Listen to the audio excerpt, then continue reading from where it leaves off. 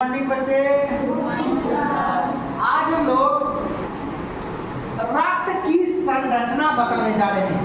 Blood का structure, blood का structure संरचना 10 में कभी पूछता है और बहुत सारे कंपटीशन एग्जाम में भी पूछता है।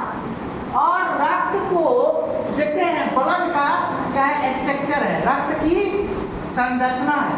ब्लड को, रक्त को दो भाग बांटा, एक रक्त एक लसिका, एक रक्त एक लसिका। रक्त दो प्रकार के बटा है। रक्त कितने भाग बटा है? दो भाग में, एक प्लाज्मा दूसरा रुधिर कणिका, एक प्लाज्मा दूसरा रुधिर कणिका। और प्लाज्मा जो है 55% होता है। कितना? 55% होता है। रक्त में कितना होता है? 55%।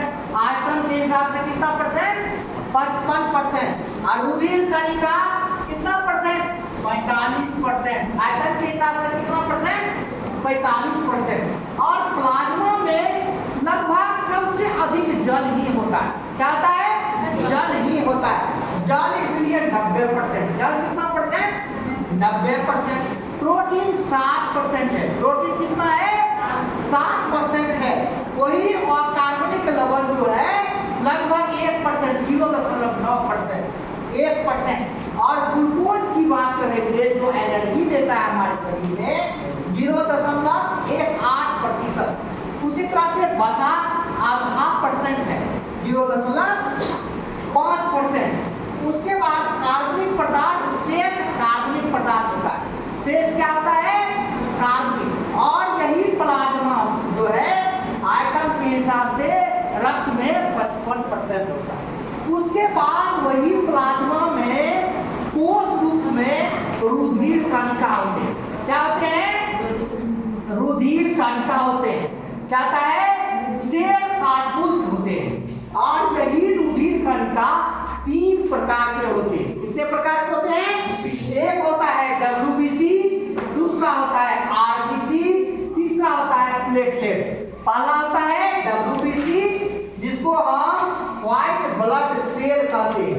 व्हाइट ब्लड सेल कहते हैं। उसी को इंग्लिश में श्वेत रक्त कणिका कहते हैं। क्या कहते हैं? श्वेत रक्त कणिका कहते हैं।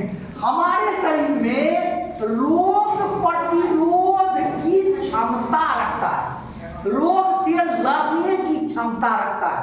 कौन? रोग से लड़ने, श्वेत रक्त कणिका। कभी कभी हमारे शरीर जो है जैसे खरोंच लग गया, कभी कभी उजला उजला व्हाइट निकलता है जी, व्हाइट निकलता है।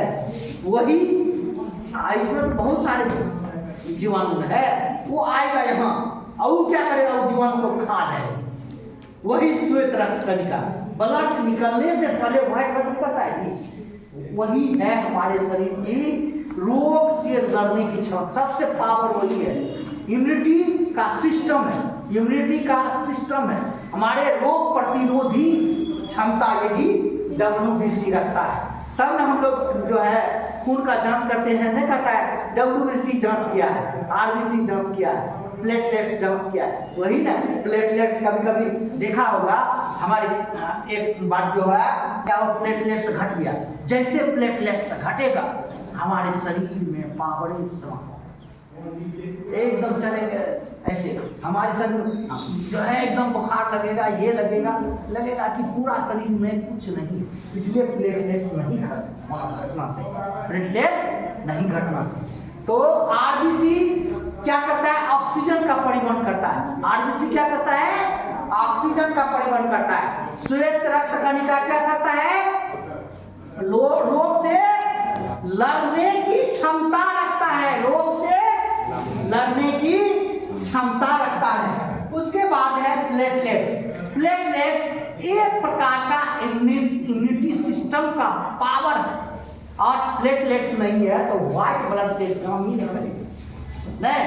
और दूसरा काम होता है रक्त को थक्का बनाना, रक्त को थक्का बनाना, रक्त को थक्का। अब लसिका, दूसरा भाग, रक्त का दूसरा भाग क्या है? लसिका। लसिका पोषक पदार्थ का क्या करता है? परिवहन करता है। लसिका क्या करता है? पोषक पदार्थ का परिवर्तन, लिम्फ्स इसको कहते हैं। क्या कहते हैं? लिम्फ्स कहते हैं। दूसरा आता है लासिका में लिम्फोसाइट है जो जीवाणु का भक्षण करता है, जीवाणु को खाता है। लिम्फोसाइट क्या करता है? जीवाणु को खाता है। और लासिका नीड है, लासिका नीड वही व्हाइट ब्लड सेल का निर्माण करता है, इम्यूनिटी सिस्टम का, यही लसिका क्या कहता है? रोग से जो लड़ने की क्षमता होता है उसका निर्माण यही करता है, लसिका ही करता है।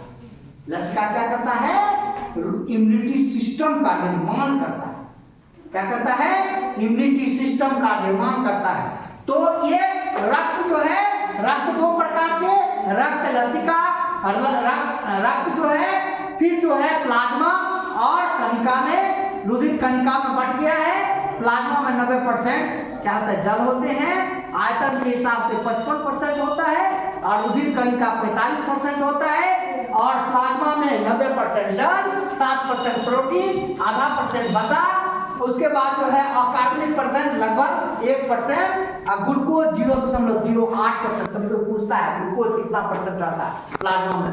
0.08%, क्योंकि ग्लूकोज ही हमारे शरीर में ऊर्जा का निर्माण करता है।